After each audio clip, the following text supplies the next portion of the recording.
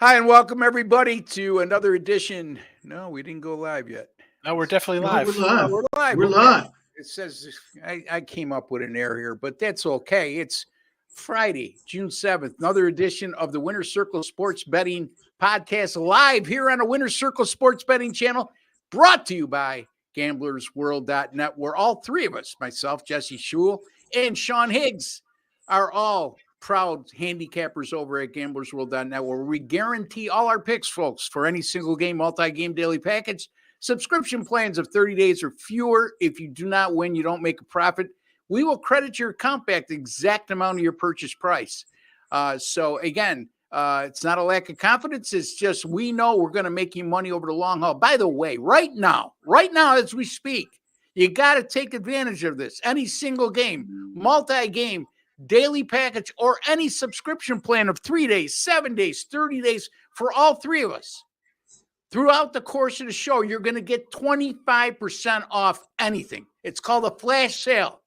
So take advantage of that offer, folks. And you still get our guarantee, even with that 25% off. And it's going to be throughout the entirety of the show. Once the show ends, it goes back to normal, folks. So time to react and show some urgency to make some money. And we will make you money. Okay. Jesse, how are you today, my man? Well, Ross, I had Dallas last night, and they're letting me hear about it on YouTube, on the internet, on Twitter. And I'm a victim of bullying, and I might need to, talk to somebody about it, about my feelings and how it makes me feel and everything. They're calling me such names as a casual or how do you like that, pro? But I think I'll be able to pick up the pieces and move on, and I'll be just fine. Yeah, they come out of the woodwork when stuff like that happens. I'll tell you folks, like I've told you before, whether you lose by 1 or lose by 20, nobody's chasing you down the aisle if you lose by 20 and said, okay, Jesse, I paid $220. The bookmaker's chasing me down. He wants $440 for this because you lost so bad. A loss is a loss. A win is a win. The same thing applies if you win by 20, which I did last night. I had the Boston Celtics. And just thought I'd throw that in. No offense to you, my friend, or Mr. Higgs, who I know also had Dallas. It happens, Boston played a terrific game last night. Dallas played a really substandard game last night. But the one thing to be careful with Dallas, Sean, is they've shown an ability to bounce back during this postseason after a loss. So what say you, my friend? If you're telling me that Porzingis is going to come out and not skip a beat after not playing for a month, yeah, would I have been a little hesitant taking 6.5? Maybe. I mean, you knew what the guy is and how the team is. But that wasn't the problem. The problem is that nobody on the Mavericks decided to score. I mean, you come out and you're down by 20 in the first quarter on the road in game one, you're in trouble. It was bad from the start. They didn't play well. Luke ended up with a triple-double, but that's like a garbage time kind of stats going up there. They were anywhere near competing in that game. It was a bad game from the start for them. And that's it. I mean, how do you not expect them to come back? Listen, Celtics are good. That's why they're the favorites. This team wins on the road. They play defense. They're a defensive first team. No, they don't play defense, Jesse? No, I mean, you might as well just skip the next 3 games, plan the parade, cancel the finals, hand the trophy to Boston. I mean, that's what I'm seeing in the forums on the internet. It's over. So you're agreeing with Sean, basically. Okay, go ahead, Sean. I'm agreeing. I'm trying to be sarcastic. Yeah, it's a poor attempt at sarcasm. I'll tell you, that's the thing. Like I said, you guys don't. All right, well, one game I can live with. One game where that's fine. I'll take an embarrassing loss. Sure, we'll see if we can bounce back. I think we can. You know what? You mentioned Porzingis, Sean, and you're absolutely correct. Jesse, you're a prop player. So I'm looking at the MVP odds for the series now. Jason Tatum went from a minus money to plus money. Jaylen Brown went from 5-1 to 2.5 to 1. And also Porzingis went from 50-1 to as low as 5-1 today. Myself, I think it's unsustainable what he did yesterday. I just think he had a great game. I think he was fresh. I think he was healthier than we all thought he would be. I think he played more minutes than I think all of us thought he would. And I was pleased with his performance but I had Boston, but a huge overreaction here, Jesse, or no, in terms of his odds and how they just came from 50-1 to anywhere from 5 to 10-1 now, if I'm not mistaken. Absolutely correct, Ross. And it mirrors what people think of Dallas, what people think of Porzingis, and what people think of the series, right? People are looking at what they saw in game one. They're extrapolating forward. The Celtics win big in game one. They're going to win big every game. It's going to be a sweep for sure. Plan the parade for next week at this time. And Porzingis only played 20 minutes. He comes back. He scores 20-plus points. Pads his stats, gets a bunch of threes and rebounds and points, rebounds, and assists. So if you start to extrapolate that, well, he only played 20 minutes. He's going to play 25 minutes the next game. He's going to be up to 30 points. If he plays 28 minutes, he's going to get 40. He's going to win the MVP. You can see the wheels turning in people's hamster brains to get them to the point where they actually want to bet Porzingis to win the MVP now, and I find it rather amusing. Yeah, I agree, Jesse. And I don't know what extrapolate means, Sean, because Jesse's a lot more smarter than both of us. There's no two ways about that when it comes to articulation. But your thoughts on that particular topic, Sean? You already touched upon it to a degree. Yeah, I mean, come on, people are just like anything. This is like NFL Sunday. You see a team lose, and then, oh my God, I can't take them next week. And what happens? That team wins. Yeah. I mean, we've seen them win in LA, Minnesota, Oakland, OKC. Sure, yeah, no way they can win in Boston. That Miami won here, and the Pacers battled these guys and had leads in every game, and the Hawks beat them. But yeah, Luka and Kyrie won't be able to maybe eke out a victory or stay close here. Yeah, Dallas 5-0 straight up in ATS after a loss this postseason. By the way, folks, just thought I'd mention that. Also, Boston, remember their game 2 struggles in the first 2 game series, and then they did win by 16 over Indiana in game 2, but a little bit of an asterisk there because Indiana was missing Tyrese Halliburton in that series. So, and he had played the first 2 series. So again, if Boston is showing us anything, it's their inability to play with the intensity and the focus level consistently. Now, does that mean they're going to lose this series? Does that mean they're not worthy of being here? No. But when you start to talk about big numbers that you're laying at home and on the road, you have to factor that in. And if you look at the Celtics too, I mean, they're just 5-4 against the spread at home this year. In the postseason, they lost 2 of those games straight up. So just keep that in mind going forward and draw what you will from that. And just keep in mind also, we are talking 48 hours in advance of when this game is going to be played. So a lot can change between now and then in terms of our opinions or picks on that game, but that's our early outlook. Don't forget, folks, 25% off right now for any one of us. 25% off. And you get a guarantee beside. So, again, folks, 25% off, and take advantage of that offer and let us know if you took advantage of that offer. So there you have it.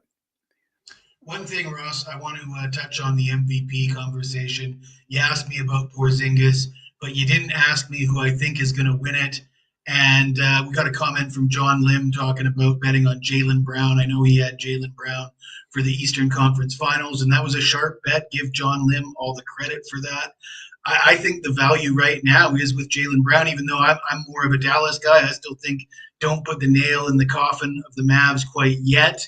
But, I mean, I'm not overreacting to game one. And John Lim says, oh, if Dallas had won, you'd be planning the parade for them. No, I wouldn't. I don't come on here after one game and make blanket judgments moving forward, because that's not how we attack our sports betting as a job. I mean, if you're serious about sports betting, you don't overreact to one game. But the Jaylen Brown, Jason Tatum comparison goes deeper than one game. It goes back since the beginning of the playoffs, and Jaylen Brown's been better since game one of the playoffs, and better in game one. Tatum just, he's not he's not showing me that he's a true superstar. And my money would be if I like the Celtics to win the series, I like Jaylen Brown to win MVP. Yeah, it'd be tough for. I mean, if you grab KP early, that'd be one thing. Think he's gonna come back and have a miraculous. But I mean, that would have been such a flyer bet anyway. Nobody's gonna come in and put a sizable chunk on that because you don't know what you're gonna get. And okay, you got 20 minutes. The good thing is that for KP backers and Celtic backers, or even for Luka backers, you want extra days off for these guys at this time of year. Especially guys who are banged up or coming off a. I mean, how long was he out for? Was that for the last 2 years? Out for a month? Wow. Whatever. Well, we lost Ross. Yeah, he's back. Maybe there he is. Yeah, damn internet. But anyway, yeah, I mean, the bottom line is that sometimes the big thing to be concerned about is overreacting when it comes to the playoffs. Are you guys hearing an echoing of my voice? Okay. I am going to bow out here, folks, and come back in. So, Sean, take it away and carry the load here, right here. You got it. We'll start into our little baseball matchups, Jess. And I know you got a marquee game here. You got Dodgers, Yanks, I believe. Absolutely. I see in Dodgers favored on the road here in the Boogie Down, 135-ish to 9, or got 140 and a 9 here. Yamamoto and Pote. I don't know how to say the guy's name, but I'm getting fancy. Anyway, what do you got for us? Okay, well, at first glance, you look at it, and Yamamoto has been pretty solid for the season. And Poteet has only made 2 appearances, but an ERA of 2.45. He's looked good in limited action. I think these are the number 1 and number 3 ranked bullpens in baseball. So, I mean, you sort of have this feeling like it could be a pitcher's duel. But then you look at the weather report. You got the wind blowing out in the Bronx. You got the warm air. You got the Yankees' number 1 ranked offense and the Dodgers' number 3 ranked offense. You got a rookie going for the Yankees who's only had 2 brief appearances. This guy's had 11 starts at the major league level, hasn't been stellar. He's up there in age. He's almost 30, I think. And he's facing a Dodgers lineup running that gauntlet. I don't know if your buddy with all the numbers is still betting on that first inning bet with the Dodgers. Over 3.5 guys minus 250 for Mr. Number. I don't know. It would be like 25-4 or something. I was like, I can't. That's ridiculous. I can't lay those. But go ahead. Yeah, that's the crazy. But yeah, in such a it's going to be a nationally televised game. It's a big deal. It's Dodgers Yankees. You expect a good showing from the bats, and it's a tough spot for a rookie pitcher to be in. And then you got Yamamoto going for LA. He's got nice numbers for the season, but if you look at his last 4 starts, not quite as good. I'm looking at the men he's put on base in his last 4 starts. 23 innings pitched, 25 hits, and 6 walks. If you're going to put 31 guys on base in 23 innings in the Bronx with warm air and the wind blowing out, you're going to be in trouble more times than not.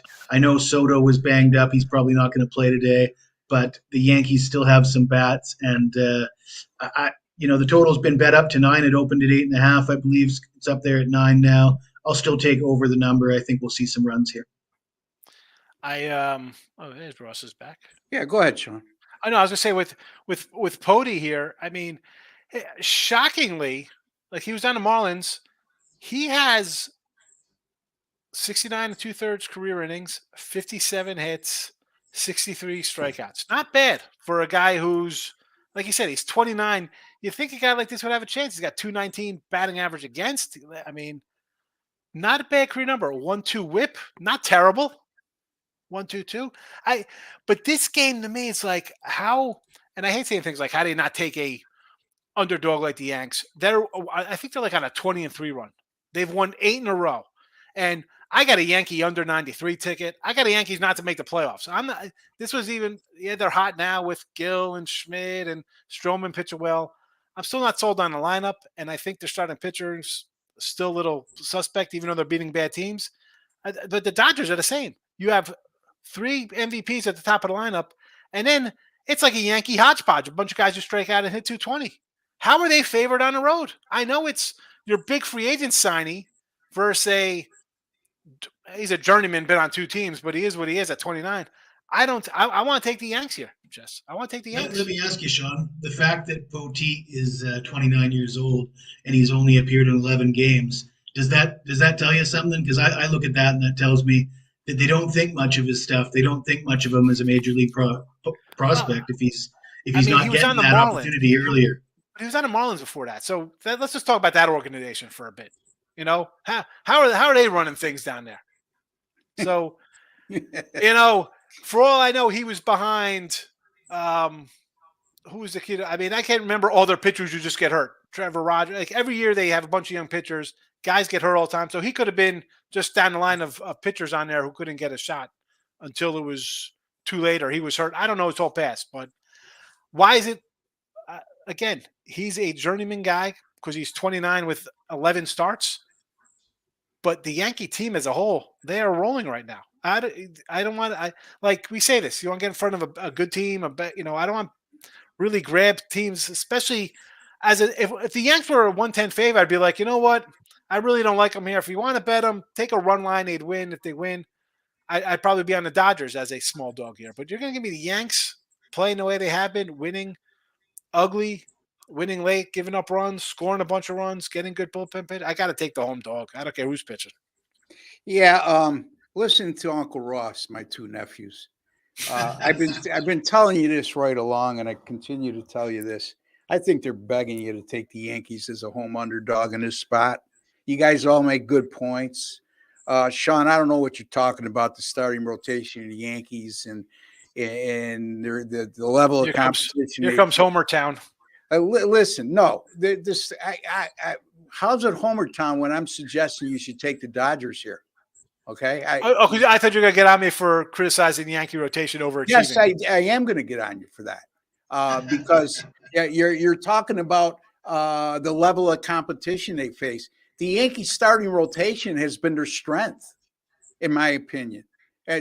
Maybe you can make a case and say because of what you did early in the year, betting them under 93.5, that you're convinced they're overachieving because that makes you feel better.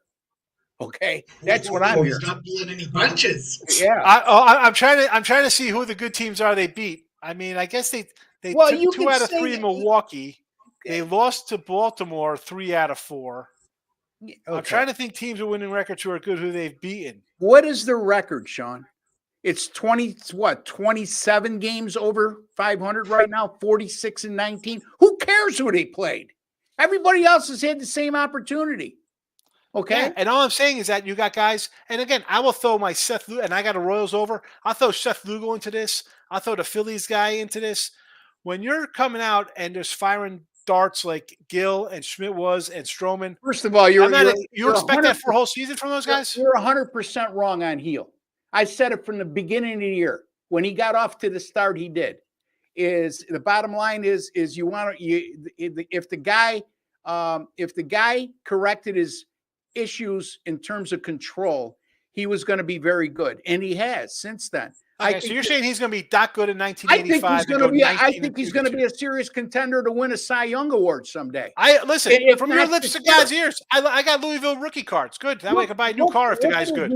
I get it now. Look at his numbers right now. I understand that, but I'm saying that I've track records of young pitchers coming up. I mean, remember nasty Nestor, look how good he is. Yeah, second half of the season comes, he collapses. Nestor Cortez and him are 2 different animals. Nestor Cortez does not have the electric stuff this kid has. I don't know. See how they are in the second half of the year with these young pitchers who are baby. I'll give you that because they're baby pitchers. Okay, so he is coming off a Tommy John surgery, which caused him to miss all of last year.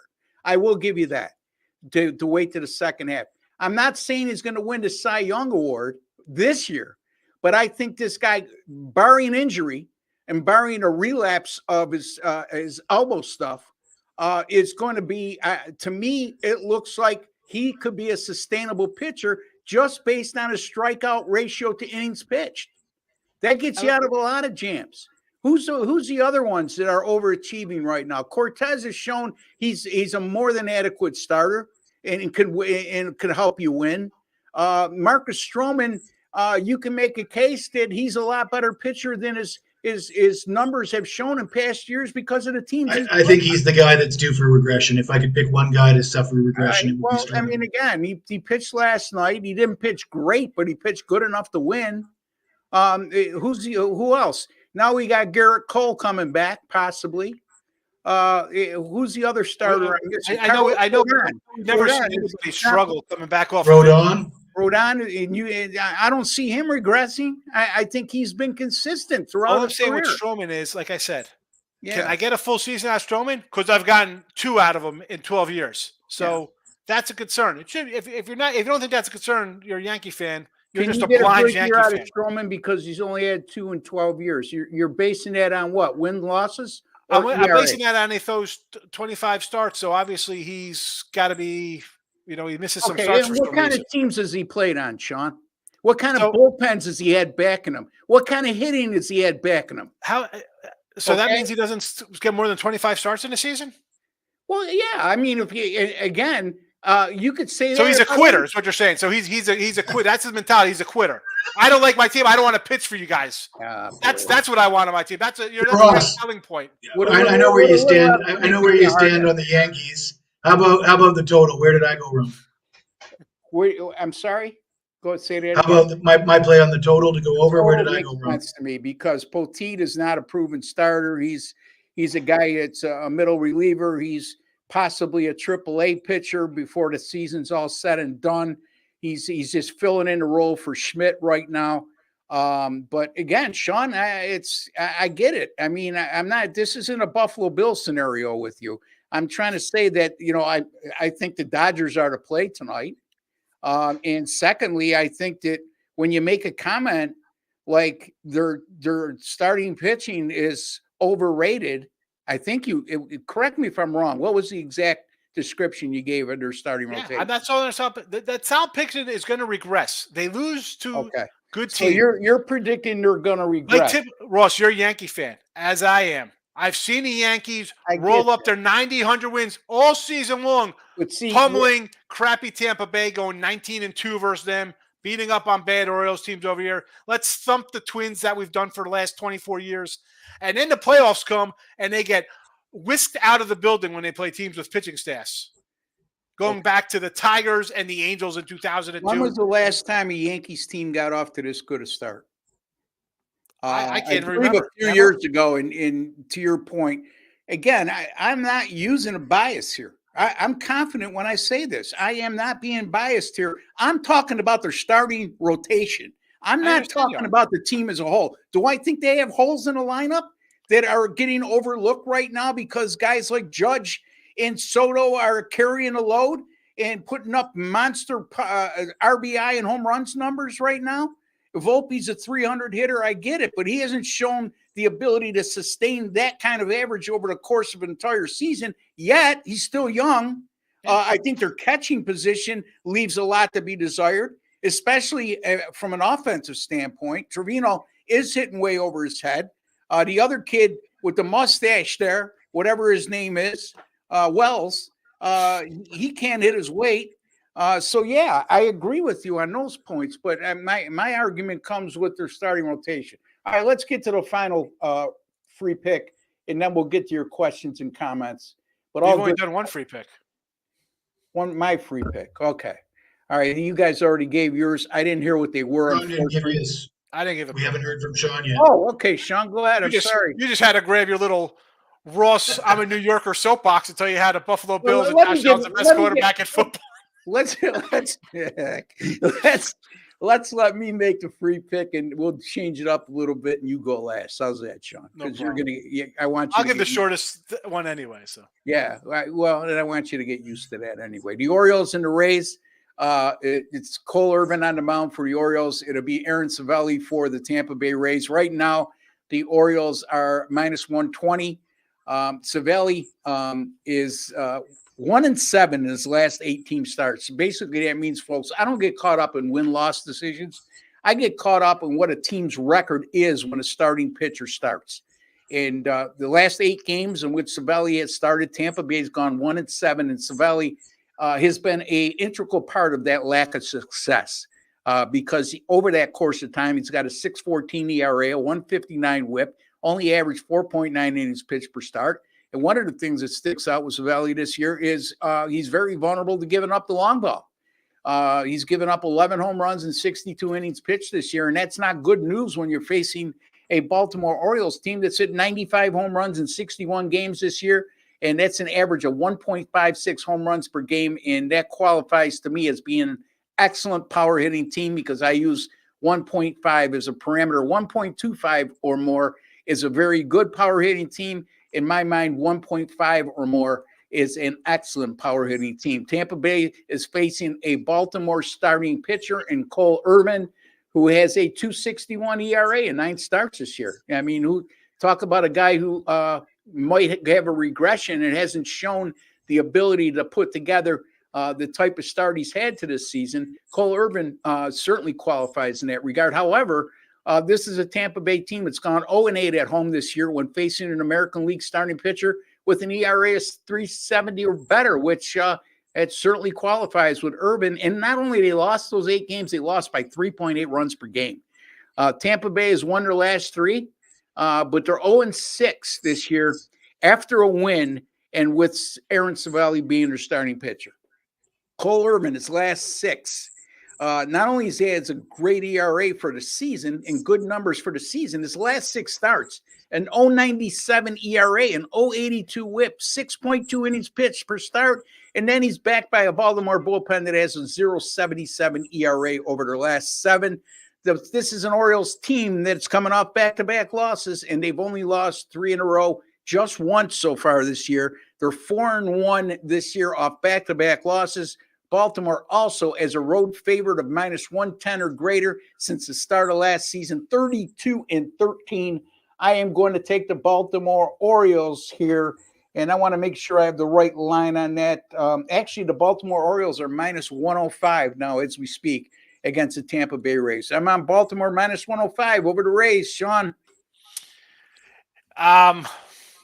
You know me, I'd rather go big payday at like plus 160 run line. Yeah. But I do like the over here. I do like the over. I think we see some runs. So my thought, and I said this today at my show, I was like, I kind of like the over in this game. Why?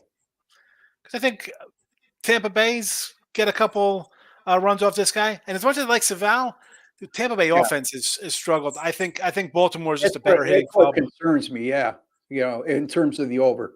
But I like the Orioles lineup. Yeah, I think the Orioles will be in first place in the AL East after the Yankees collapse coming up in August and September. And Orioles I think the Orioles got a chance from going over this total by themselves. Jesse? I agree.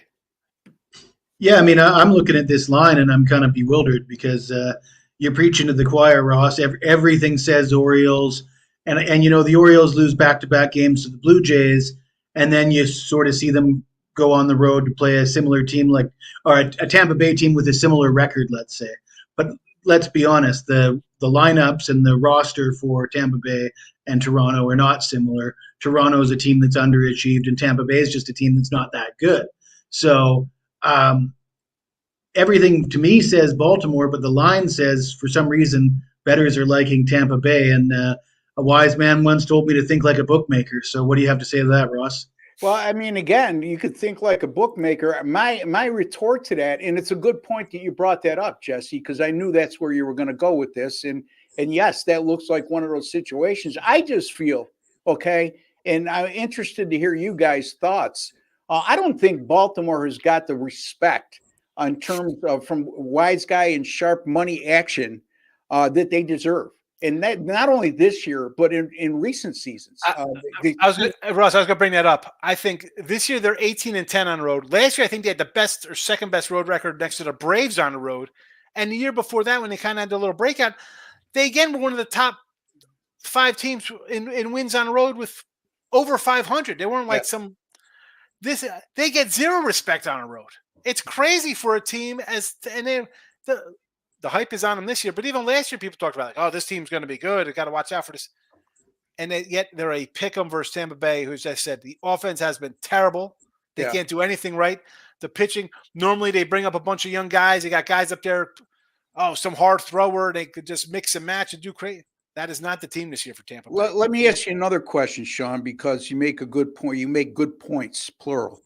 At Tampa Bay, to me, I think they've been overvalued all year too. I think that public perception is they keep waiting for the Tampa Bay teams we've seen in recent seasons to wake up. And number one, their bullpen is nowhere near the quality they've had in past years. And number two, you brought up they're hitting. They can't hit their way out of a paper bag on most nights.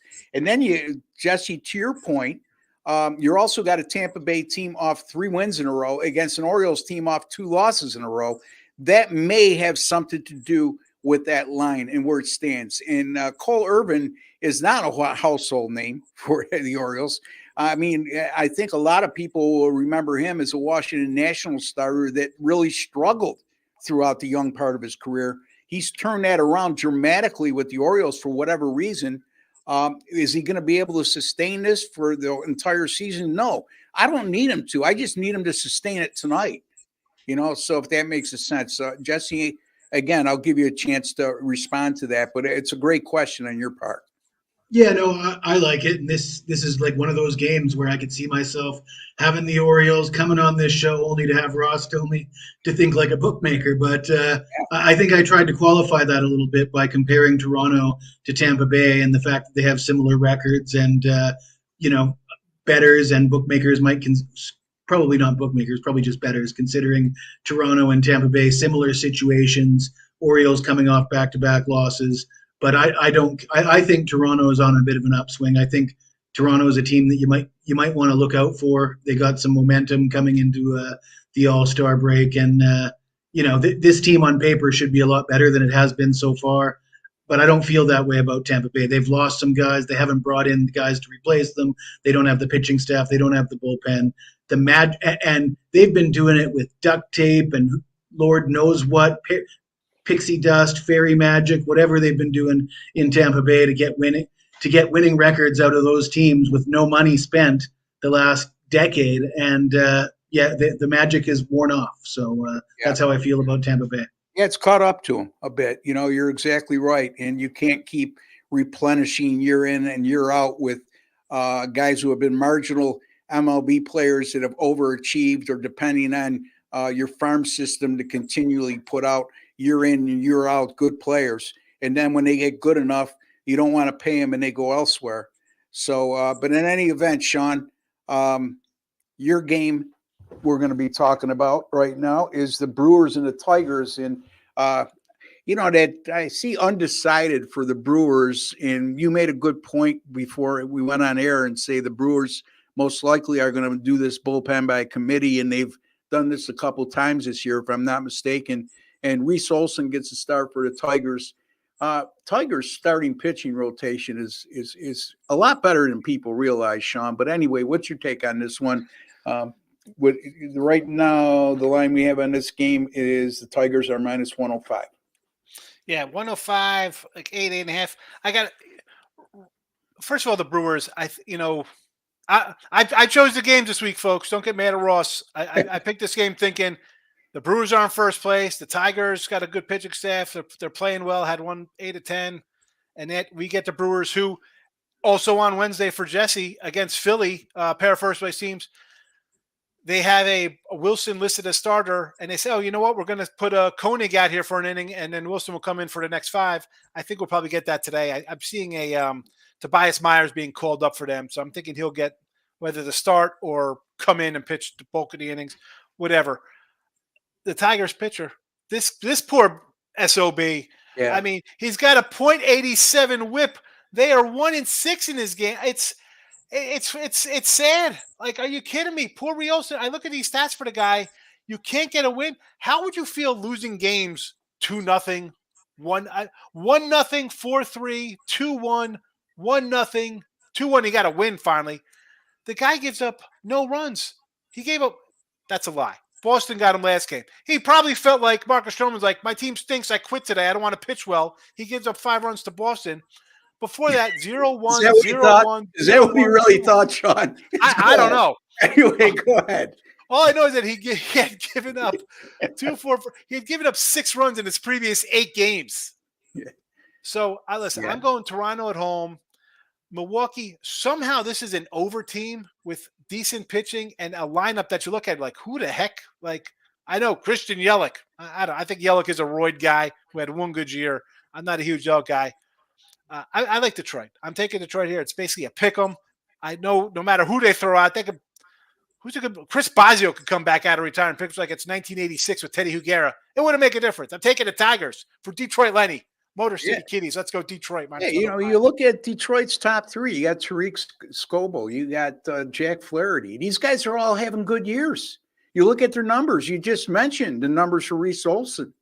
The bottom line is they're not getting any run support, and their bullpen is blowing a lot of games. That's the scary thing. Should we look at maybe a first 5? I don't know. We're going to get 6 out of our guy and be scoreless, but I want to think that Detroit has hit a little bit of late, so I'm thinking we could muster something together against the Brewer team because both of these teams are over teams, believe it or not. As good as the pitching has been, they are over squads. So yeah, and that tells me the Detroit bullpen, for the most part, has been horrible. Okay, and you look at their starting pitching, and you look at their lack of hitting. How are they an over team? Yeah. It's a simple deduction. I don't know what you could extrapolate from this information, Jesse, but since you're the king of extrapolation, is the Brewers a team that's going to regress offensively? Because quite frankly, guys, I don't think anybody expected them to be this good offensively. I don't know about that. I'm not going to touch that, Ross. I got some gold for you, though, because this situation with the offensive futility of the Detroit Tigers reminds me of approximately a decade ago with the Chicago Cubs. And they had a guy, a fellow countryman of mine by the name of Ryan Dempster, who was having a hell of a year, had a hell of a career. He was going out there throwing darts, giving up 1 run, 2 runs, and he couldn't buy a win because they wouldn't give him any run support. And the bullpen wasn't that great. But I happened to make a bunch of money betting on Ryan Dempster's starts, betting on the Cubs for the first 5 innings. And I think this is the way to go here with Reese Olson is first 5 innings. And the fact that Milwaukee might be a slight favorite, you might be able to get that half run. I know Sean won't like that, but it's my style to always go for the more high percentage play. So if you could get Detroit plus a half, minus 140, I would take that all day. So, Sean, lesson learned here. When you host future shows, Jesse will never answer a question directly. He's already got in his mind what he's going to say, and he's going to dodge the question and just tell you what he thinks. So just, again, that's Jesse. So, I wonder if the chat's going to ask, I'm wondering when he went to the altar and married his beautiful wife, if he dodged that question too, and they asked him, do you take this woman? Anyway. I got 2 things for you, Ross. One, Mr. Gill here. Last year in the minors. His name is Heel. I call him Louis Gill. All right. Okay. I don't understand. It's a G. Yeah, well, I'm just telling you the way it's pronounced. He's not a heel. I think Louis Heel, he's like a wrestler. He should come out to like some 80s hard rock or something. Yeah, Louis Heel's the guy. Last year, you know how many innings he pitched last year coming off injury? What? 4 innings. You know how many he pitched the year before that total? 21 2/3. Yeah. The year before that, 79. The year before that, he didn't pitch because he was hurt. He's been hurt. He's exactly. I mentioned that. He's had injury issues. That's what I'm saying. The most innings he's ever thrown 2019 were 96. He's coming how off many innings has he pitched this year? He's at 66 innings. Okay. 69 innings. How many strikeouts does he have in 69 innings? He has 85. So better than a strikeout per inning. Yes. To me, that tells me he's sound right now, healthy. He had, in the minors, 123 and 96, 117 and 79. The guy strikes out 31 and 10.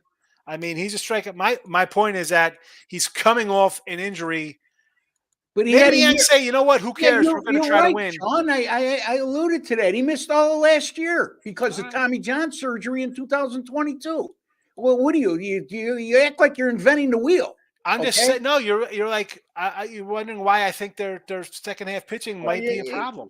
well, again, I mean, sure, you're always concerned when a guy's coming off Tommy John. I would think by now, I would be more concerned if his if he was up and down. I Okay. get it. And That's what I you would got be out of him more early. concerned if he was regressing as the season moved on. We're He had a still lot of early, walks right? early. He had a Yeah, lot of but walks early. look at his control issues he had early, Sean. Yeah, And no, look I where agree. they are now. You know what I mean? His pitch count has gone down as a result. He's gone deeper into games. To me, he's trending upward. We could always say you never know when this guy's going to fall apart from an injury. We could say that about any player, especially a guy who's coming off Tommy John. We got to get something for the chat here. Yeah. You know Reese Olson. Do you have a big catalog of Brie Olson? You a big Brie Olson fan? Anyway, Did somebody say that? All right, John Lim plus 6.5 at 68%. The chat says to that, The Jesse. largest ticket percent. Are you done, Sean? Yeah, why not? For now. All right. Mavs plus 6.5, 68%. Game one, largest ticket percentage of any game one underdog since 05 and the over. Lots of people lost today. As Steve would say, fade the public. As I would say, I did. I had Boston, John. Okay. I had Boston minus 6.5. If you watch my free pick video too, I had Boston over 57 in the first half.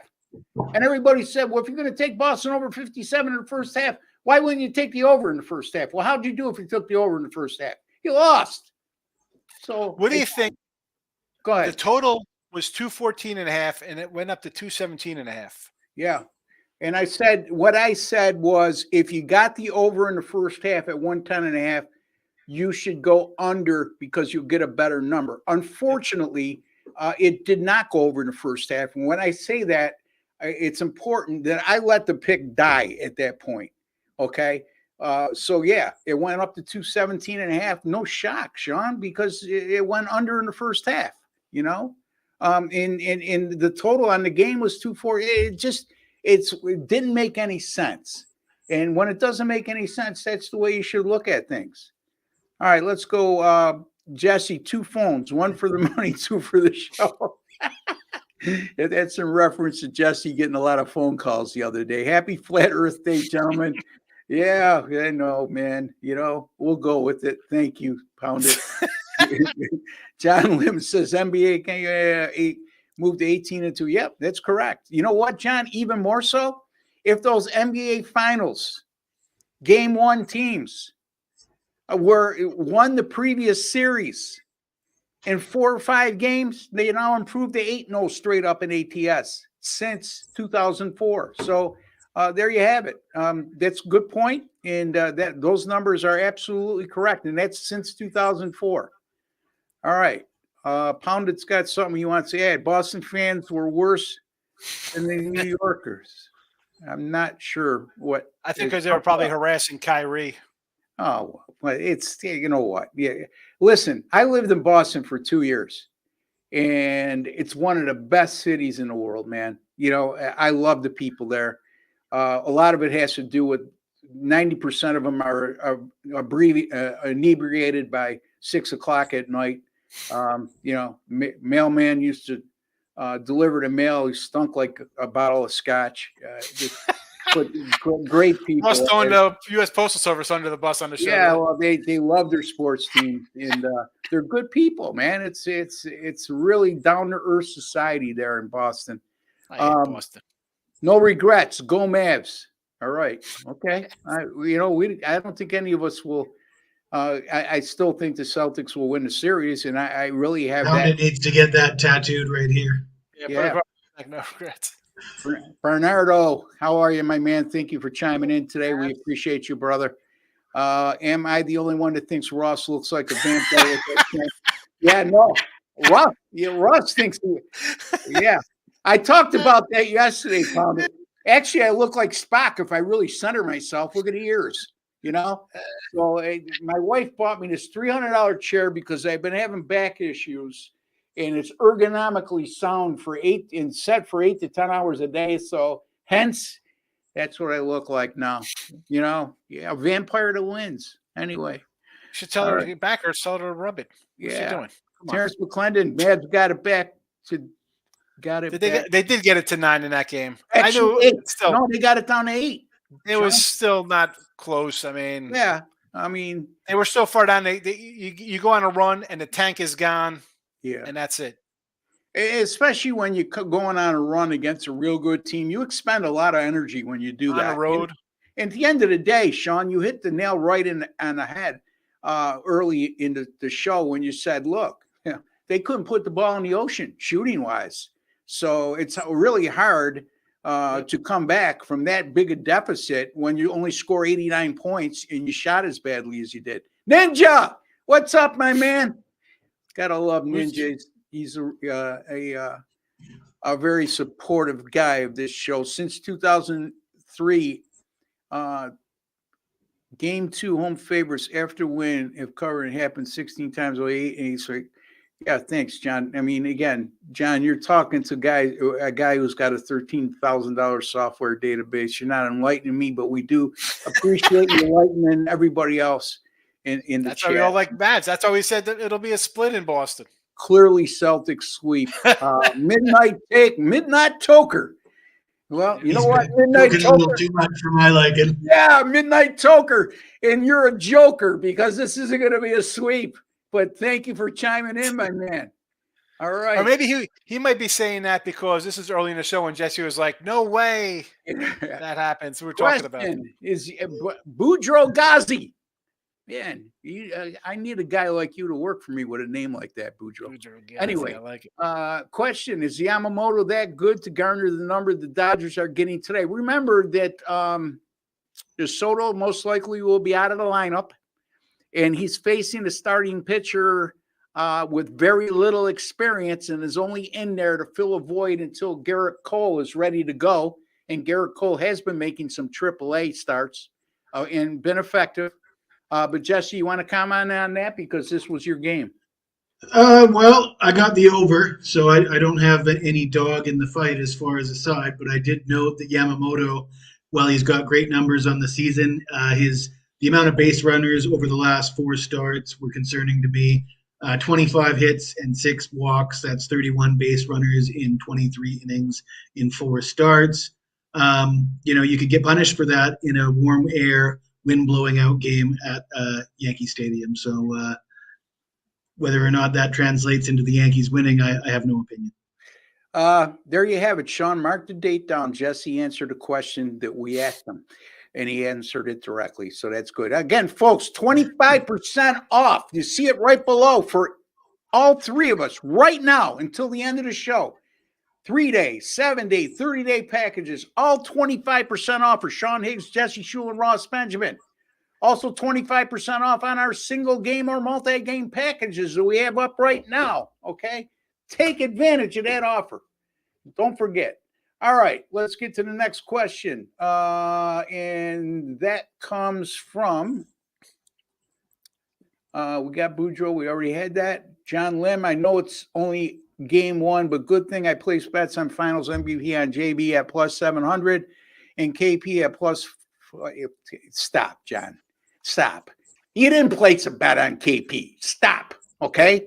Show us the ticket. If you show us the ticket, I'll tip my hat to you.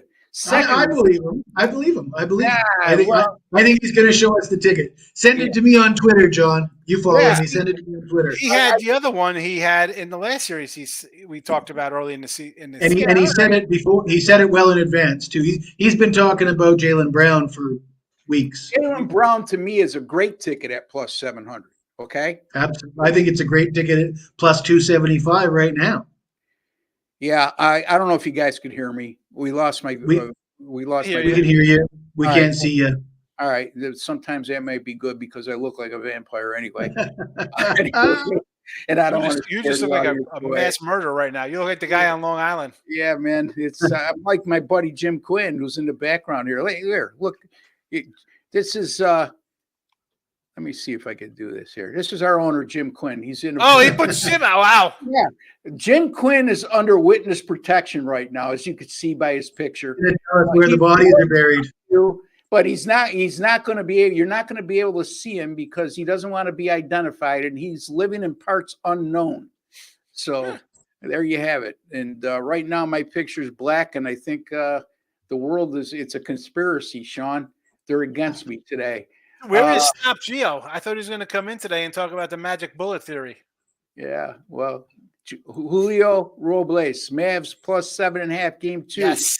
We agree with you. I agree with you. Sean agrees with you. Jesse, he's not showing his hand, and he'll probably, if I ask him, he'll start talking about the series between the Mariners and the Angels or something like that, because he won't answer anything directly. You guys didn't like my comparison to the Cubs 10 years ago with the Tigers right now? You didn't like that? Yeah, you've been dying to tell that story for the last 17 shows and decided to implement that there.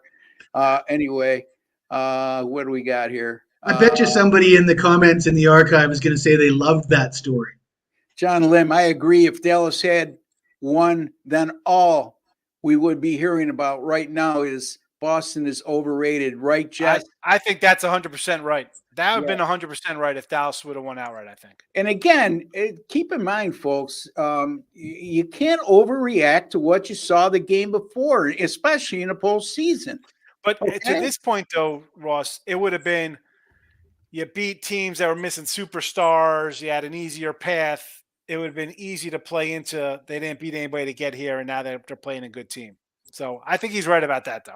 Yeah, I mean, Teddy Covers asked me on an earlier show I was on another network. It says, what adjustments does Dallas have to make if you think they're going to win game 2 or cover game 2? I says, what adjustments? First of all, they need to shoot the ball better. Yeah. I mean, and that's not an adjustment. It's just a clear fact. And number 2, if you see a team that's 5-0 straight up in ATS after a loss in the postseason, don't you think that I'm not worried about what the adjustments are going to make specifically? They've shown the ability as a team and a coaching staff, right, Sean, to adjust. Yep, absolutely. Yeah, I mean, so, you know, they responded after every loss. Derek Lively, the second 5 fouls in 18 minutes didn't help. Yeah, he didn't. That was probably his weakest game in the postseason, no, Jesse? Yeah. Really, the Dallas bench didn't contribute anything, and everybody on the Celtics basically played as well as they possibly could. So it was a perfect storm of things that could go right for Boston and could go wrong but it will be a short series if the Dallas bench can't play better than they played in game 1.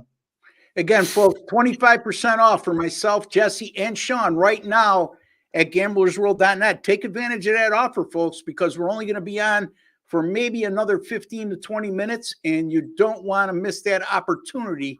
25% off. Sean Higgs, Jesse Schule, Ross Benjamin, right now on any package or daily subscription or daily multi-game package, whatever the case may be. Anything that we have up for sale, 25% off.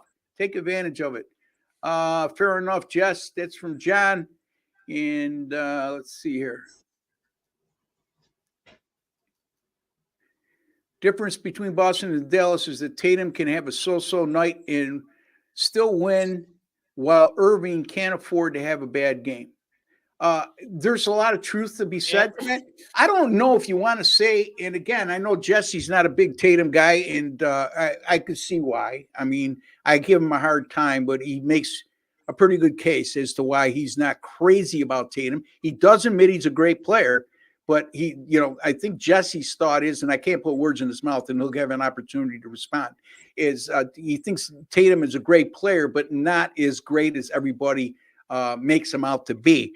I think what we saw last night is what we discussed earlier, Sean, not earlier in this show, but in past shows, is that between him and Jaylen Brown, they both, as much as there might be some tension between the two, they both recognize when the other guy is having a great game, or another Celtic like Porzingis is having a great game, and they have no problem with deferring to those players for the greater good. That's what I thought I saw last night.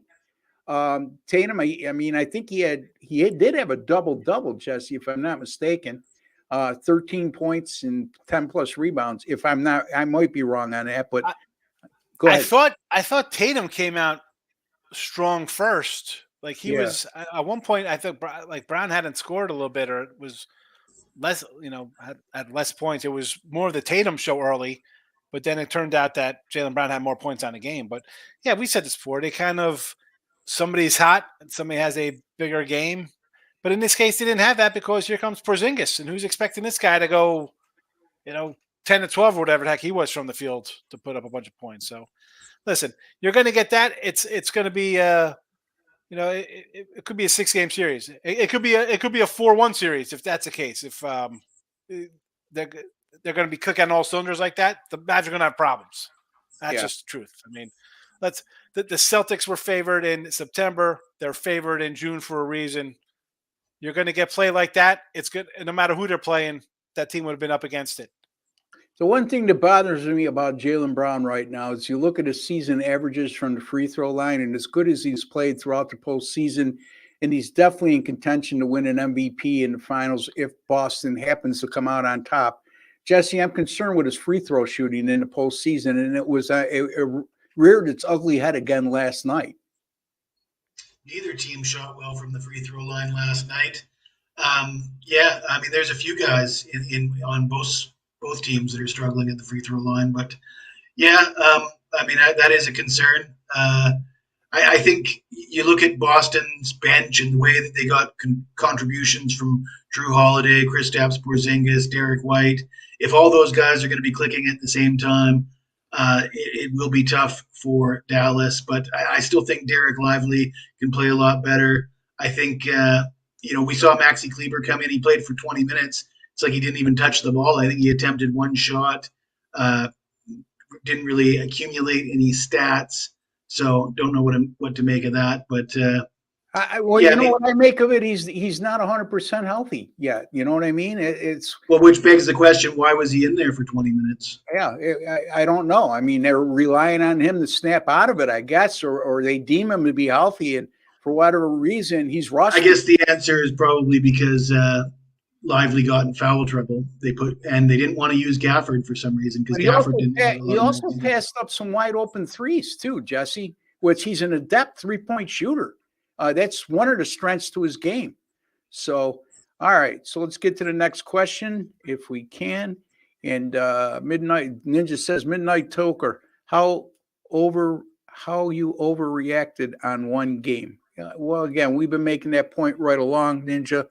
And not to pick on Midnight Toker. I'm glad that he chimed in, but we had to bring that to the audience's attention, including himself. All right. It's crazy how many people overreact to game one and never learned their lesson. That's nothing new, Julio. That's something that's been going on for years, especially during the NBA postseason. Jesse, you want to chime in on that? Yeah, I mean it's very much like Sean said. After week one of the NFL, you call week two overreaction week. Like I said, it was a perfect storm in game one. You saw everything go right for the Celtics, everything go wrong for the Mavs, and the number goes up for game two. I think it is an overreaction for sure. Boudreaux says Bombers run line for me. Yeah, I mean, again, if they're going to you're taking plus a run and a half? It's got to be almost. I mean, who wants that? That's that's not smart. Minus 140. I'd rather go minus a run and a half or like a plus 190 or something. Or take plus a half a run in the first 5 and get better odds. I don't know. Again, sometimes, Boudreaux, I'm going to tell you, sometimes, and we've said this time and time again, bettors get. And Sean, I've had this discussion with Sean before because he's got a tendency to do this, but he picks his spots. I don't get greedy, if you're going to get plus money to start with, take the plus money. Why take that and turn it around and go plus 1.5 at 140? Okay. Now you may win by doing that, but it's just not smart betting over the long haul, in my estimation. Sean, you want to comment on that because you're very good at picking your spots in that regard. I'm a run line guy. Like, again, as much as I like dogs, you just can't just take every dog just to take dogs. So I'll do faves on run lines, but It's the 130, 140 run line. So I'm looking to take back like 150s, 120s, or whatever. Like today, here's a situation for today. Like this one here. If I'm taking the Yankees today plus 120 or 130, whatever it is, I would just say, you know what? I'd rather go reverse the run line out to a plus like 170 or whatever it is, and take them to win, because I think. What do you think? You're going to win 4-3 in some kind of no? The way they've been hitting and playing, you think the Yankees win this game 7-5, 7-4. So that would be a spot I look to do a run line, like the White Sox today. They've lost 14 in a row. Are they going to lose 115 straight 10 this season? No, they'll catch a game. They're favored today. Yeah. Do a run line there, plus 190. Like that's a spot where you say, you know what, you're going to do something crazy. You're like a dog. Take a run line in the spot where it's pays off. That's an Uncle Ross. That's an Uncle Ross type of play right there. You know what I'm saying? Yeah. Really, it's why like let's the Yanks have won 8 in a row, but I'm gonna jump in front of an 8 in a row to take a team laying 140, 150. I can't do that. That makes no sense to me. If I lose with a team on a win streak, doing a run line or that'd be one thing. I could leave even money. It's fine. Are we even sure this guy's taking runs or laying runs, though? Do we even know that for sure? That's what I said. I said if he can't be taking a plus, that's. But if he's laying runs and he's got the -1.5 plus money, given the weather conditions and everything else, the high total, that might be that would be a lot sharper than taking the runs, trying to get a 1-run loss in a game with a higher total and the weather conditions favoring hitters. So that's my contribution. Number one, I am going to jump out and come back in, and because I don't know why I'm not showing up here. It's one of those internet problems. I take it. And Jesse, please check to make sure your USB on your mic is plugged in because you're echoing, which usually means it's the computer mic, if you will. All right, Sean. Here's the next one. Yankees 10-4, game 1 of a series after a win. Take it from here, and I'll be right back. Yeah. Well, what do I say about this? It's Russ's leave. I could kick the Yankees back in. Yeah. They're 10-4 after game 1 of a series win because they're beating a bunch of garbage teams that aren't 500 squads. You know, did they? So you're saying if they're 10-4 game 1 after series win, that's all. Did you play the other 14 spots of this, Boudreaux? You know what I'm saying? Like, what are the odds? If the Yanks are home and if they lose the opener of these at home 4 times, you're probably even money. Like, what are the odds in these things? This is why you can't blindly just go off a record of, hey, follow this trend. It's this, especially in baseball where you're laying money lines and a team like the Yankees, forget the fact that they're 25 games over 500. They're the Yankees anyway are going to be juiced up. So you want to use that as a reason to take the Yankees. Your thought process and your comments, I'm assuming you're a Yankee fan anyway. People want to run take the Yanks. I get it. They've won 8 in a row. Best record of baseball. A home underdog. Why wouldn't you take them? Why wouldn't you? So the thought here, right, Jess, is why are they an underdog?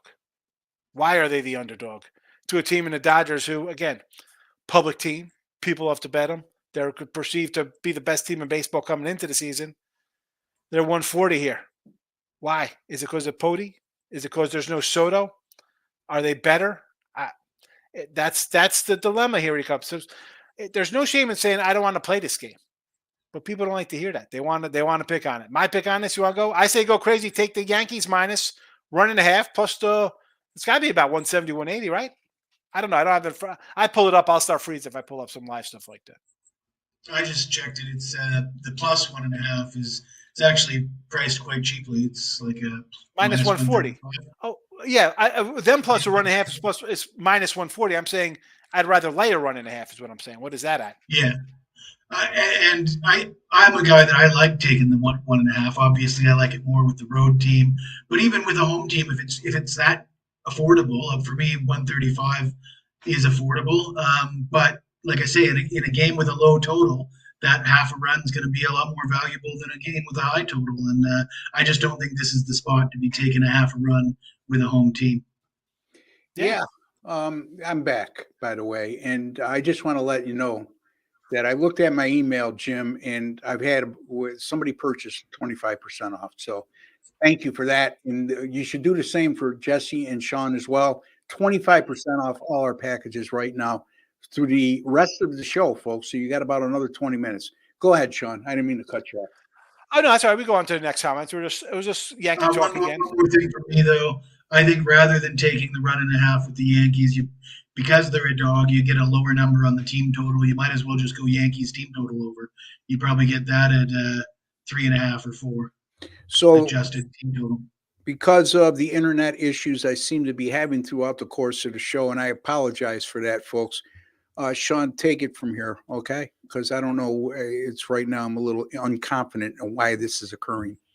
All right. Well, next comments are Yankee Dodger games. We'll talk about that. And somebody brings up Paul Skeens to the Yankees. Yeah, the Yanks will get Paul Skeens at the tail end of his career when he's garbage, like Mark Pryor. I got a comment. They'll get him.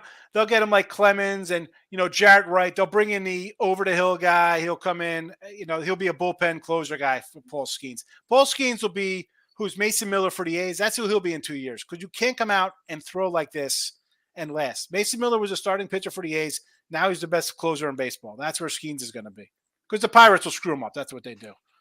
Yeah. We also got Yankees. Soto's out today, which makes sense there. Leg Show checking in. What do you say? Great work. Love you guys. Alfredo. Chris says, I'll probably lay off the game. They're making the Yankees a dog. See, again, people see the Yankees-Dodgers. It's the marquee game, 2 big squads. You don't got to play it just because it's a game. Public on the Rays and the under today says Leg Show. Really, Leg Show? Why would you want to take the race? Again, this is the same thing with the Orioles winning on the road. The public is not on the race. I took Baltimore as a free pick, and it was a very rare situation where I side with the public. So that's not true. But in any event, Who's taking the race? You know what, Sean? It goes back to what you've mentioned on several occasions when we talk about the splits on betting trends when it comes to the public action and the percentage of actual bets and then the percentage of money being bet on a certain team. You have to find a site where it's a consensus. Yeah. If you're looking at splits from just one specific sports book, it could be very misleading. And if you are looking at a specific sports book when it comes to those trends, I would highly suggest you do your research and find out how much sharp action that book is taking in. Okay, a lot of that is taken into account. Go ahead, Sean. And I know we've talked about this before with the splits, and it's the public play against it. Yeah, whether it's the NCAA tournaments or conference tournaments or playoffs, you're going to have a handful of games.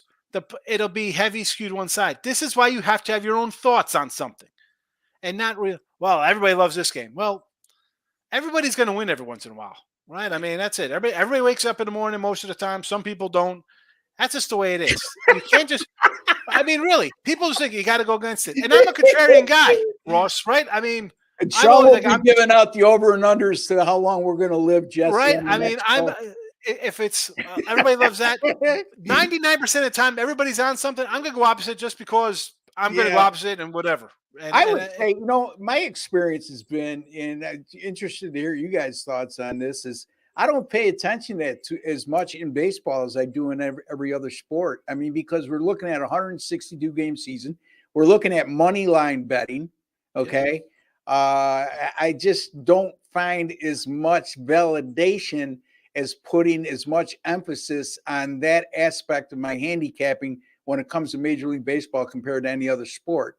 And again, it plays a small part for me on a daily basis, but not as much in baseball as it does in other sports for the reasons I just gave. I agree. Jess, all right over there? How's my microphone? Do I still sound like I'm in the bathroom? Yeah. He's been in the state of paranoia for the last 20 minutes. Hey, speaking of that, because I saw that quote, like, looks like Jesse's in the bathroom. Did you see on Twitter, like, the Zoom of the guy? He was on some kind of he was a government work call. He was taking a dump. He was in the bathroom, and he had his thing down looking up at him on the toilet. Like he didn't realize. Yeah, Jesse's brother just chimed in here. Coastal Hayes, thank you for chiming in, Coastal. We're only joking. We're saying that because Jesse has been beating this to death for how long? I don't know did you touch upon this already, Sean, when I was gone? No. Huh? No. All right. So You are Where are now these quotes? Oh my goodness, you're way down. Okay. a good hockey bet if you like Edmonton is old redhead McDavid to win the Smythe Trophy because without him playing his ass off, Edmonton don't win. Who's this? Oh, McDavid's the young kid for them. McDavid's a superstar. He's an absolute superstar. And yeah, I think again you're stating You the might as well obvious. be saying Luka is going to win the MVP if Dallas wins or Yeah, something. it's you're stating the obvious. All right. I don't know where we left off here, Sean. So help me out here. I was way above this one. I mean, we have a lot of comments, so wherever you want to go. I know we're an All hour right. 10 So in. So what would be the next one you want to address, Sean, and I'll get it up for you. oh, we can just go down the line. That's whatever. All right. So let's see here. Thomas Bowles says I hit the under. Good for you, Thomas, and thank you Under for chiming what? in. Agreed about the inconsistent play. Cruz also is inconsistent. I think is he referring to the Reds? It's got to be another comment. Oh, you know what? It has got to be the Reds because someone said the Reds are a play today here versus. Cruz hit a home run yesterday, 114 miles an hour off the bat. Here's the thing with Cruz and Benson, both players like 6'7", enormous talent, great power. But the two players who have struck out the most in the major leagues to this point are Cruz and Benson. So at some point, especially Cruz, who hits in the middle of the lineup, top of the lineup, he has to make a concerted effort to put the ball in play a little bit more. And it's not like he's hitting monster or massive home runs and RBI numbers. He shows a lot of raw ability, but if he wants to be put in that future elite status, he has to improve upon that area. No, Sean? Yeah, well, I mean, listen, everybody loves him because he's a monster, fast, power. Can we get a little something more out of him out of year 2 here? I mean, they've gone on a little win streak to get out of the basement, but you got a lot of young players on this team. They could be good. We've seen Lodolo's pitching good, Ashcraft Green. You got young pitchers that struggled last year. Now they're throwing pretty good, but the bats have been struggling, right? You got guys that wasn't like Steer hurt or Strand, one of the guys, a couple of young guys hurt. You got a young team. You don't know what you're going to get. Like out of Louis Gill. Don't know what we're going to get out of the guy. Louis Gill. Jesse, you got anything to say, or are you still worried about your mic? No, I like the Reds today. I mean, I look at it like Lodolo's got better. Well, Lodolo's been better than Steele this year, but you look at the name Steele and you're like, whoa, the Cubs ace. The Cubs can't score runs. They've been brutal. Cincinnati's shown signs of life the last couple of weeks. They're at home with a better pitcher. I mean, and it's a pick'em price. It makes plenty of sense to me. I mean, and look at Steele came back. He had one start, then he was on the injured list for a month plus, 6 weeks, whatever. And look at his starts since then. He's got like 5 of the 6 starts or 4 of his last 5 starts, 5 or more runs. He's obviously not right. Are you gonna bet on him to be 100% now? Now he's worked out all of his kinks from the last month. Or would you rather take a Reds team that's won 5 in a row that's playing better? Yeah, at a short price. Again, sure, Sean. You mentioned they've won 5 in a row. I mean, but I go back to what you said earlier about the level of competition.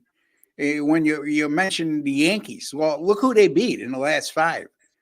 Colorado and the Cubs, who are right now struggling mightily. And Colorado, arguably, definitely the worst team in the National League, arguably the worst team in baseball, with the exception of possibly they swept the Dodgers last week at home. Did they? Okay, yeah, that's right. They did. As a matter of fact, I will point out when they went to Colorado, Colorado had won 8 of their previous 9 home games. Good point. And then Cincinnati rolls over them. Yeah, I'm just saying. Do you want to take a team that's not winning, like the Cubs, can't win, finding ways to lose? That's why you go on losing streaks, because things are not working right. Yeah. That's why I tend to just lean. I'll take a good team on win streak, laying a short number here versus, the better pitcher Steele. Well, he's not the better pitcher this year. The guy apparently he's still hurt or working out. Whatever's wrong with him, he's not the same as he was last year or the year before that. Why? I would be more inclined to take it. And to Jesse's point, I would be more inclined to take a team where you could really zero in on why they're struggling of late, whether it be lack of hitting, bullpen, starting pitching, whatever the case may be. But when you get a team like the Cubs, who every night is finding a way to lose in different capacities, you know what I mean? It's not Yeah. like you just nail it down. They're losing because their bullpen has let them down. They're losing because they're hitting under 200 over their last 10 games. They're losing because their starting pitchers are averaging less than 5 innings pitched per start over the last 7 games. It's not the case with the Cubs, and it's they're finding ways to lose in different areas. But Jesse, I mean, is that something you look at when you're handicapping baseball? And as Sean likes to say, before you step in front of a team or taking a team on a losing streak? Well, what I look for is I look for a price like this game, and Yep. then you got a big name on one side that everybody's like, "Oh, this guy is good." But you look at the numbers, and what a wise man once told me, Ross, numbers don't lie and liars don't figure. And the numbers tell us that Lodolo's actually the better pitcher here in 2024. The Cubs' bats have been silent basically all year long, so you can't rely on their bats to bail them out. Cincinnati, I think, statistically has the better bullpen even. So, I mean, where is the value with the Cubs? That's scary if that's the case. You know, and again, remember, folks, some of you and a lot of you actually get caught up with perception. You know, Justin Steele is a perfect example of that. The Tampa Bay Rays, which I talked about earlier, that I thought were overvalued. Perception, you know, because you guys keep waiting for them to bounce back and go back to the team they've been in over the last 4 or 5 years. There's a big difference. We've heard this on many occasions, and you're going to hear it again. Perception versus reality. Sometimes it's a major part of handicapping. You have to really be real with yourself, and you can't just look at a game and say Tampa Bay or in this particular instance, Justin Steele, he's a better pitcher. Well, what are you basing that on? You're basing it on your own perception without looking at any other numbers like Jesse just did and compared it to the opposing starting pitcher he's going to face today. So just be aware of that going forward. It's a major mistake a lot of sports bettors make. Again, folks, 25% off for all three of us right now. 3 day, 7 day, 30-day subscription plans. Anything in terms of single game or multi-game daily packages up right now. 25% off until the end of the show for all three of us. All right, let's get to the next comment, and that comes from, if I can get this up. I'm a little bit stuck here. Let's see here. Good show, guys. I'll be supporting you guys more this summer. We appreciate it, Aaron. And Aaron, again, take advantage of that 25% off for the entire show. And again, we get a lot of people who always say, why, I won't pay for picks. They give us a hard time when we lose a free pick. At the end of the day, if you don't want to pay for picks, that's your prerogative. I'm not going to lambaste you. But you're penalizing yourself is all I could tell you, because those are our best picks, our free picks. Again, folks, we have a list of picks that we might use for today. There's always 1 or 2 we leave off in terms of our what we qualify our paid selections to be, and those 1 or 2 are our free picks. Now, that doesn't mean we don't want to win, because you saw we do very well with our free picks on this channel. Sean, you want to add anything to that? No, I mean, listen, the free picks are the free picks. I know I try to win the free picks, and most of the time, I'm going to say sometimes upwards of 90% of the time, my free pick becomes a premium pick because I do so much work onto it when I get assigned games. So it's not like we try to lose them. I mean, I don't. I want everything to win. Sean, let me ask you a question, buddy, because I know this has been brought to my attention before about a lot of people shy away from guys who bet volume of games. And if I'm a customer and I come to you and say, Sean, I'd love to buy from you, but I can't bet that many games per day. And the first thing I guess I would say is I would turn to money management and how you have to reduce the size of your bets. And are you willing to do that? Or do you have a big enough bankroll to continue to bet with me at what you normally bet? But how do you overcome that objection from people? I see. I find that people who buy picks are bettors, right? I'm a bettor. I'm a volume guy. I'm a bettor as much as I'm a tout handicapper guy. obviously I like to bet. I like to be in the action. Some days I don't have games. Some days I have more games. But I find it hard. Like I won't buy a guy who has a lot of picks up. Well, yes, why wouldn't you? Because let's be honest, if you buy Ross or Jesse's, they have one game. You like something else. So if they have an NFL or a college game on a Saturday or Sunday, and it's two games that they have those two, but you like these other four games, you know damn well you're going to be doing all those games on your own anyway. So I don't think someone's going to say I'm not going to buy that guy because he puts a lot of games out, and because they're going to bet a lot of games on their own anyway. Well, if the person has the discipline, Ross, to bet a game or two a week, you're a pro. You're not coming into a free pick show. Maybe you are. That small percent, that's like our material. That's a guy who should come on a show and be like, I like 2 games this week. This is what I have. Like, that's an elite gambler. Yeah. That is not who buys picks or watches free pick videos, or that person is or either that or somebody who just likes to dabble in on occasion. You know what I mean? So that's not, I mean, I'm a volume guy. You want to bet? Listen. But do you agree, Sean, that, okay, I buy from Jesse and Ross because they win and they don't give out a lot of games, okay? And I'm not uncomfortable with betting a lot of games. The bottom line is if you take a guy like Sean, and I'm going to let you respond to this, Sean. If you take a guy like Sean, I would tell you, based on his style, especially during baseball where he takes a lot of underdogs, okay, that you have to reduce the size of your bet. Yes. Okay, because you're gambling, you want to be able to sustain, is what I'm trying to say. So if you buy from Sean and he has 2 bad games in a row and you're betting the same amount of money per game as you are with me and Jesse, you might be out of the game within 2 days. You might dissipate your whole gambling bankroll in 2 days. I'm not trying to scare anybody. I'm trying to tell you reality here and how you have to go about it with a volume handicapper compared to somebody like ourselves, me and Jesse. I think like there's, again, are you having fun or making money? I say that often. And I can make money. I've been doing this a long time. I can make money doing a lot of games because I'm not going crazy bet sizes. I can't do that because there'll be bad runs and there's good runs. But again, for the person who's going to say, oh, why should I buy or how do I do that? It's all about bet size. And I think I have listen, Ross, do I have a problem probably with relating to people who want to just come in and see what they see on Instagram and TikTok, like one big game, we're going to win all this money.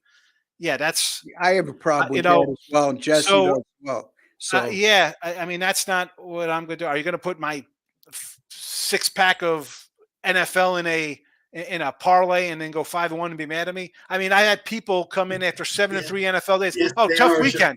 Yeah, I hear you. I'm 7. I mean, like, I can't help I can't help those people, Ross. I can't help them. It'll make a difference if you win. It's why those people have to realize what they're getting into. Because I think what happens is when you have a volume handicapper, you tend to try to make a big score. And you're more apt to fall prey to the parlays. Okay. So again, Jesse, a guy comes to you and says, I bet $200 a game with Jesse. I bet $200 a game with Ross. Sean, I know you're a volume handicapper. What should I be betting a game with you? And why do you want me to bet less? Is that a sign of weakness? No, it's proper money management. And I'll let you speak to that, Sean. That's one. Everybody's bankroll's different. So I have no idea what somebody has. I'm guessing that probably 100% of the people who watch have regular jobs. Very few are probably just betting all the time. Maybe they are. I have no idea. To say what to bet, I don't know what to bet. All of our bankrolls are different. So if I say somebody, well, you should put 100 a game on this. Well, I mean, maybe they're only betting $10 a game or $5 a game. Yeah, let me stop you right there. I get what you're saying, but I guess where I'm trying to be specific here, and I'm trying to tell people the difference in where there's value in a volume handicapper and not to get scared away, is you mentioned bankroll. First of all, a sports betting bankroll, folks, should be hypothetically, in the worst case scenario, you dissipate it all. It does not change your quality of life tomorrow. You're not getting into your kids' tuition funds. You're not getting into your mortgage money. You're not. It's not a matter of whether the lights stay on in the house or not. Okay. So Good luck with that, Ross. Who you're talking to here, these people. They don't have that. You know why they don't have that, Ross? Because they just loaded on a credit card. All you could do, though, is give them proper advice from a money management standpoint. And what they do with it is that's their own fault if they don't follow it. So when a guy comes to me and says, yeah, Ross, you went 7-1 last week, but you lost 3 games in a row before that. I cut my bets in half. So now I'm only even. I don't want to hear that. Okay. So when it comes to a guy like this, and Jesse, I know that you haven't spoken in a while, and I apologize for that. But when it comes to a guy like Sean, and again, Sean, my point being is you establish a bankroll. And I say bet 3 to 5% of your bankroll on my games based on these ratings. Okay. Now, if I'm betting 3 to 5% on a bankroll, if you have the same identical bankroll and you go into it with Sean, where one day could kill you, okay, you have to adjust your money management in that regard. Jesse, does that make sense to you?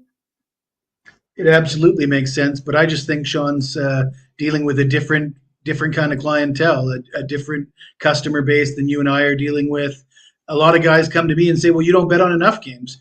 For example, I got one baseball game today. A lot of guys would look at that and shake their head and say, who does this? What, I'm going to pay for one game?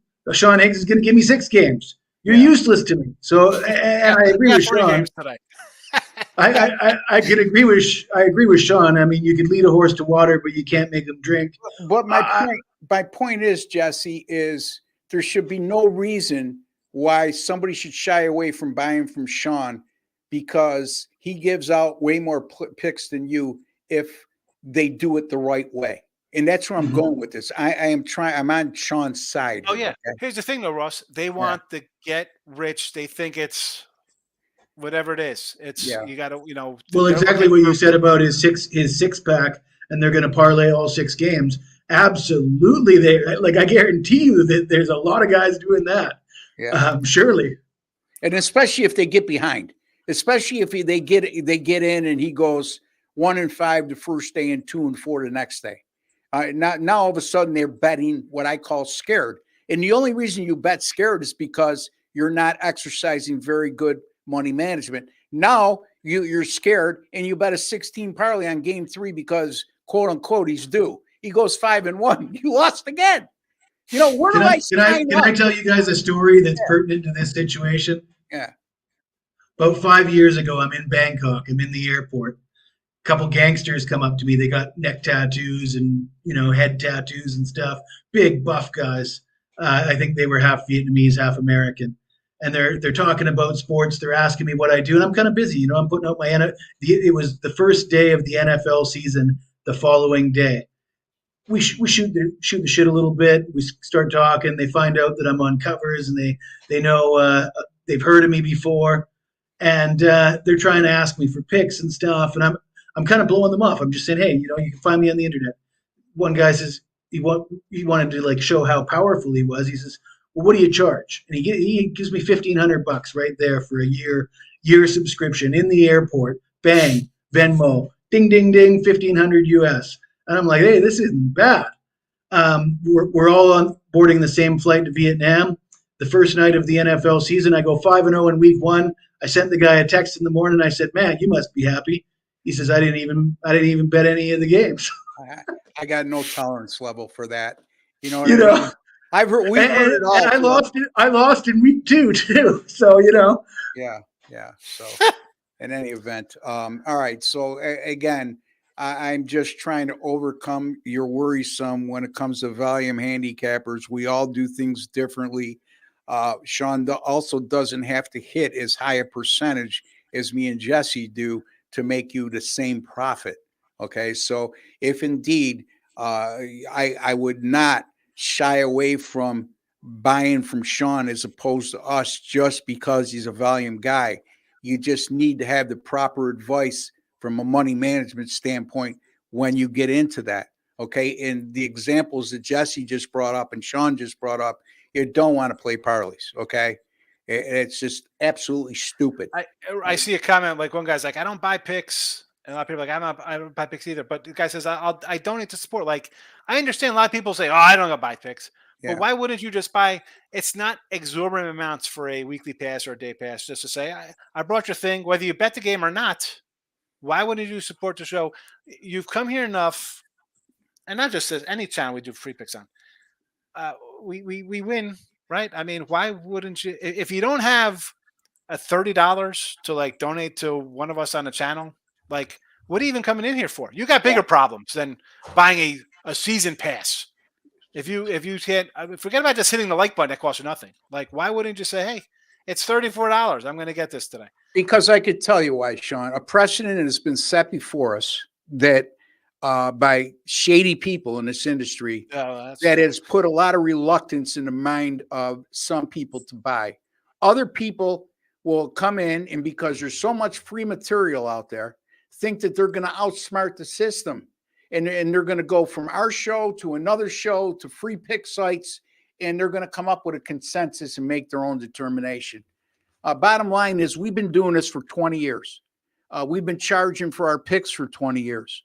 How do you do that? You do that because you're successful. Think about it in any business, okay? If you're in a restaurant business, you don't give free, you might give hors d'oeuvres away during happy hour if you have a bar, okay? But at the end of the day, people are buying your food. If they don't buy your food and don't like your food, you don't last. It's simple as that. All right, we need to wrap things up here. Again, folks, 25% off everything out. You got 5 minutes. 25% off everything for Ross Benjamin, Sean Higgs, Jesse Schule right now at gamblersworld.net. And I just screwed my screen up because I pounded the table. In any event, I'm having all kinds of difficulties today. Anyway, Sean, tell the folks a little bit about what you may have coming up this coming weekend and any hot streaks you want to share with the audience. Hot streaks, basketball, 21-14. I did lose my Maverick play last night there. Baseball, though, we were running along hot. We are, I think, on the Gamblers Roll page, 162 and 152 plus 3,400 for the season. I got a game up for today. My top play. Like I said, there's got a couple games. I got my top play posted there by itself, so you want to go get that. And I don't know. I haven't moved on the hockey game. Haven't moved on game 2 NBA, but baseball. I'm already on the Saturday schedule I got in front of me here for MLB. So I'm already looking ahead to what we're doing tomorrow in baseball. I have a lot of baseball going forward. Yeah, I mean, again, Sean, your 30-day subscription plan. Break it down. How many picks they're going to get over 30 days, and how much that amounts to per pick.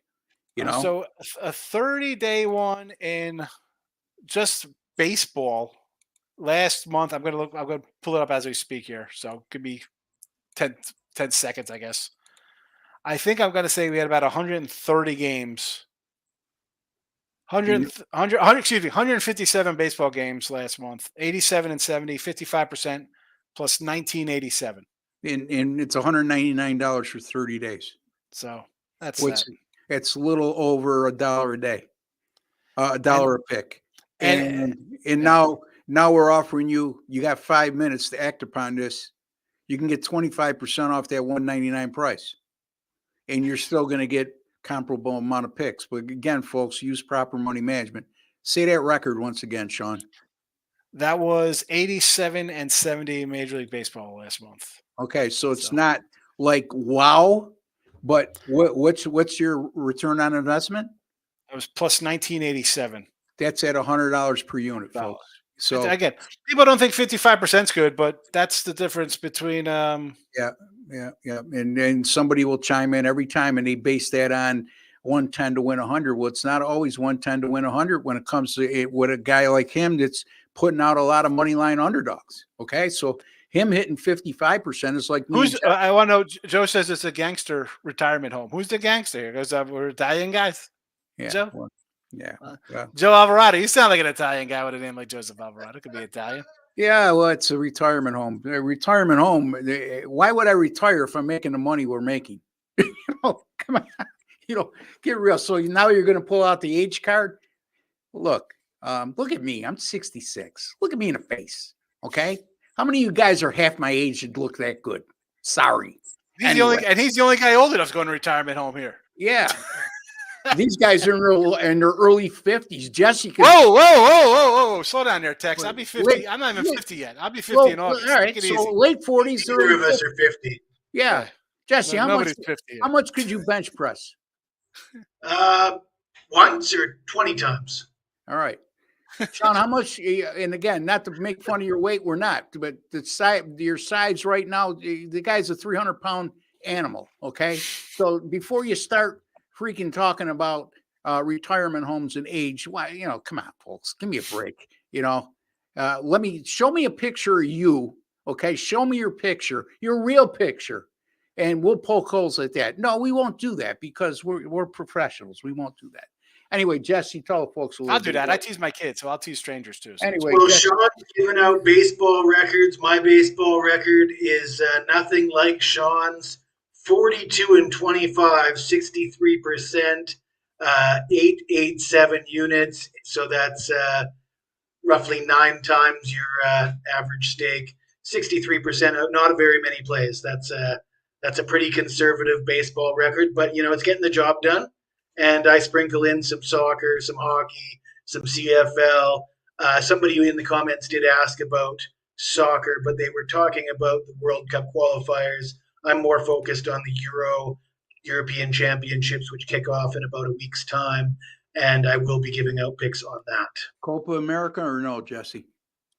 I'm not as interested in the Copa America. The European Championships are the marquee event. That's the best players in the world. That's okay. I get it. And again, for Copa America is the North American hemisphere and the South American hemisphere, where Euros are. They've been going on for quite a long time, and there's a lot more interest level from a worldwide perspective in that regard. You could also get 25% on my picks for the next 2 minutes, folks. Why should you do that? My NBA postseason. Since 2022, I'm 116-70. That's 62%. It's all documented by an independent source. That includes 39-22 this year, which is 64%.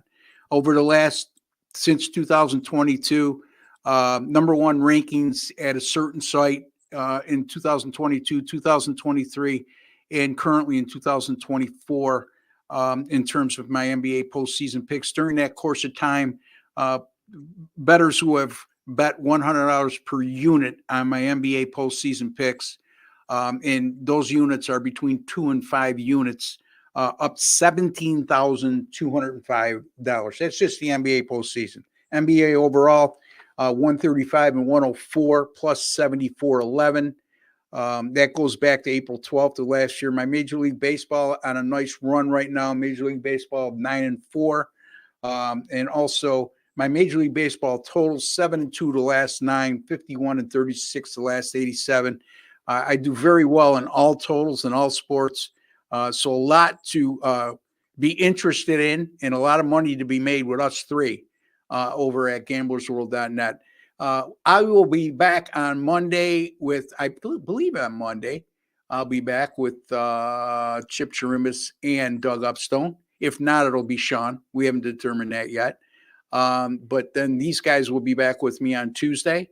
And hopefully you'll join us then. Thank you for chiming in today. Thank you for joining us today. Don't forget, folks, gamblersworld.net. And more importantly, Jesse, there's a like button underneath that what do we want to do with that?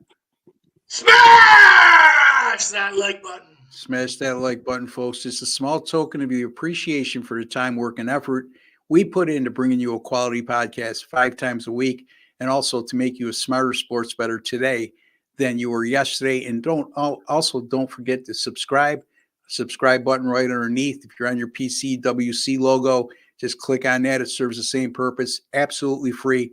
And then go into your YouTube settings and click on that alert notification bell for the Winner's Circle Sports Betting channel. You'll be notified immediately upon any of our videos going up on this channel. Until the next time, for Jesse Schule, Sean Higgs, and Ross Benjamin, I'd like to wish each and every one of you a great weekend. Have fun. Let's make a lot of money and take care.